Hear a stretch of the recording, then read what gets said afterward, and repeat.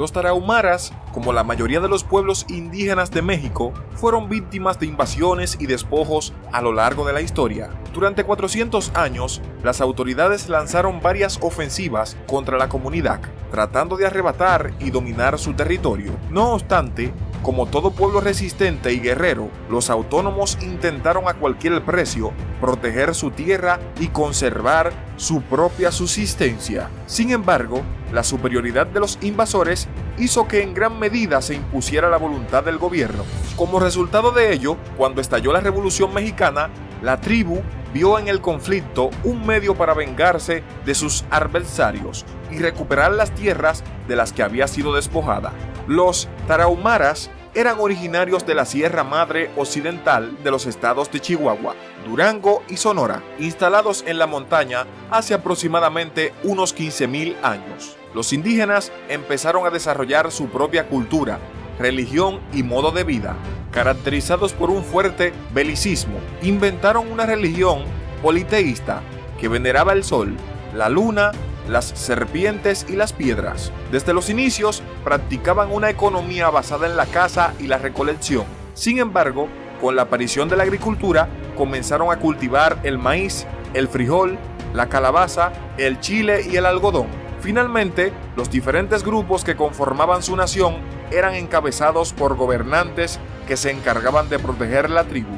El primer contacto entre los nativos y los españoles se produjo hacia 1606, cuando los jesuitas se instalaron en su territorio y comenzaron la labor evangelizadora. Sin embargo, los aborígenes no admitieron su conversión y se sublevaron contra los intrusos, provocando la muerte de varios de ellos. No obstante, la rebelión fue apagada rápidamente por las autoridades del Virreinato de Nueva España, permitiendo la reanudación de la misión dirigida por San Felipe de Jesús. Los tarahumaras, durante los siglos XVII y XVIII, los tarahumaras protagonizaron otros levantamientos en contra de los españoles que se habían instalado en su región y habían ocupado parte de su tierra. Finalmente, cuando en 1767 se expulsó la Compañía de Jesús de todos los territorios coloniales, muchos indígenas regresaron a su patria y retomaron su modo de vida habitual. En el siglo XIX, como consecuencia de las leyes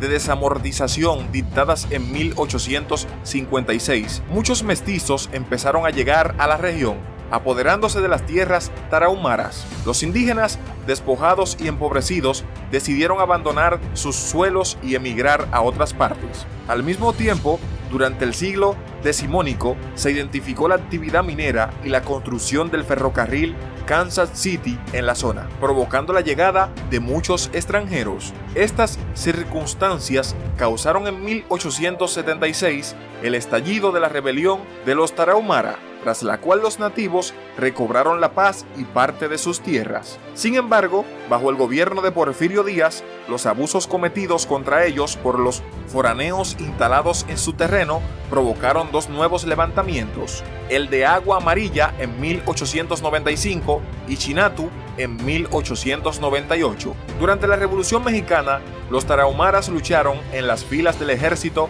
villista. Su conocimiento del terreno montañoso de la Sierra Madre fue de gran ayuda para las tropas de Villa.